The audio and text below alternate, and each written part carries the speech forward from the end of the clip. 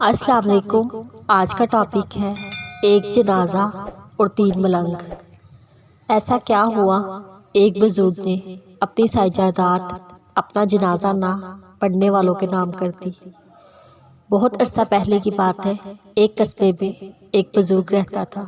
بہت ہی محنتی انسان تھا، لیکن اب وہ کافی بوڑھا ہو چکا تھا۔ اس نے اپنی دن رات کی محنت سے جائیداد بنائی تھی۔ اس کے 3 بیٹے تھے، اپنے باپ کے بالکل الٹ تھے۔ باپ جتنا محنتی تھا، بیٹے اتنے ہی نالائق تھے۔ گھر میں کسی چیز کی تنگی بیٹے برداشت نہیں کرتے تھے۔ اس بزرگ کے پورے قصبے میں بہت عزت تھی۔ جو بھی ملتا سلام دعا کرتا۔ دن گزرتے جا رہے تھے، نیک بزرگ کو بیماریوں نے گھیر لیا تھا۔ اب یہ حالت ہو گئی تھی، دن میں 2 بار ہسپتال لے کے جانا پڑتا۔ ایک دن بزرگ نے سوچا، میرے پاس وقت بہت کم ہے۔ ایک دن بزرگ نے اپنے 3 بیٹوں کو بلایا اور کہا، میرے پیارے بیٹوں، میری زندگی کا کوئی بھروسہ نہیں۔ میں چاہتا ہوں میرے مرنے کے بعد ایک دوسرے کے ساتھ پیار محبت سے رہو۔ میں نے اپنی پوری زندگی تمہارے لیے محنت کر کے گزار دی، لیکن دولت اور جائیداد ہی زندگی کا حصہ نہیں ہے۔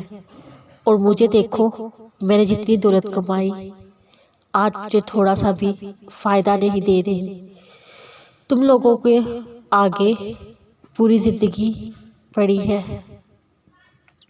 اور میری زندگی کی اصل کمائی تم لوگ ہو۔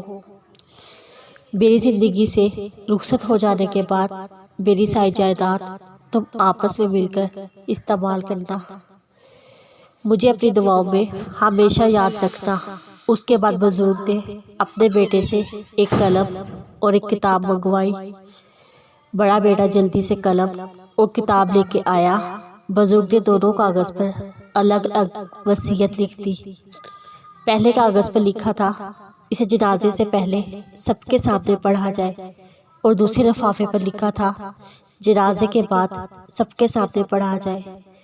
بڑے بیٹے نے دونوں لفافے سنبھال کر رکھ لیے کہ صلاح الدین کی طبیعت دن بدن بڑھتی جا رہی تھی، اور بالآخر ان کا انتقال ہو گیا۔ سارے قصبے میں خبر پہنچ گئی، جنازے کے لیے بہت سارا مجمع جمع ہو گیا۔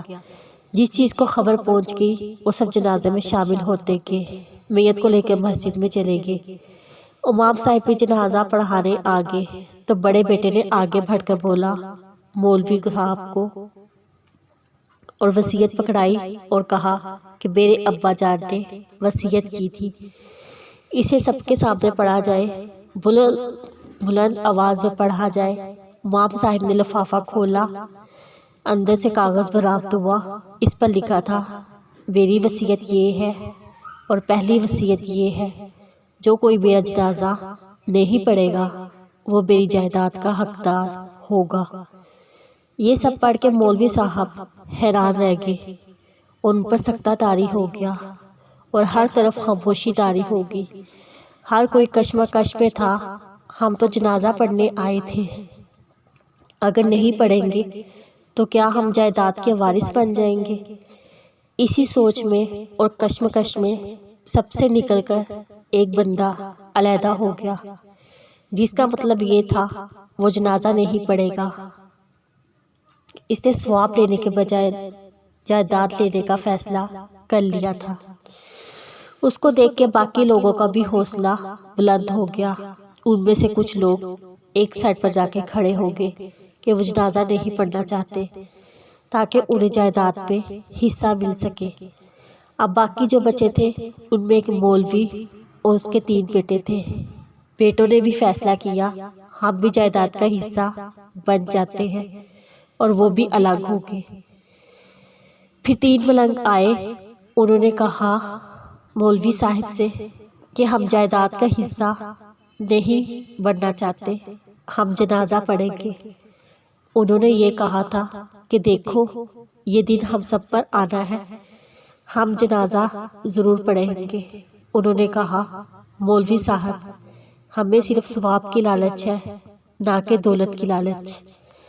جنازے کے بعد جب دفنانے کی باری آئی، بڑا بیٹا آگے بڑھ کر مولوی صاحب کو دوسرا لفافہ دیا اور کہا، میرے باپ کی دوسری وصیت ہے، آپ بلند آواز میں پڑھ کر سنائیں۔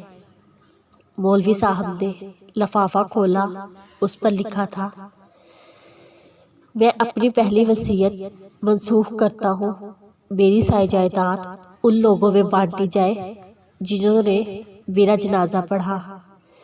یہ سننے کے بعد اس کے تینوں بیٹے اور وہاں کے لوگ سر پیٹنے لگ گئے کہ ہم نے نیک کام سے منہ موڑا، اللہ تعالیٰ ہر انسان کو نیکی کا بدلہ ضرور دیتے ہیں، چاہے اس دنیا میں دے دے چاہے اگلی دنیا میں، لیکن ہماری اولین ترجیح ہمیشہ نیک کام کرنے کے لیے ہونی چاہیے، نہ کہ جائیداد کے لیے۔ اس کے لالچی بیٹے آخری لمحات پہ دولت کو سامنے رکھا اور اس کا ساتھ نہ دیا۔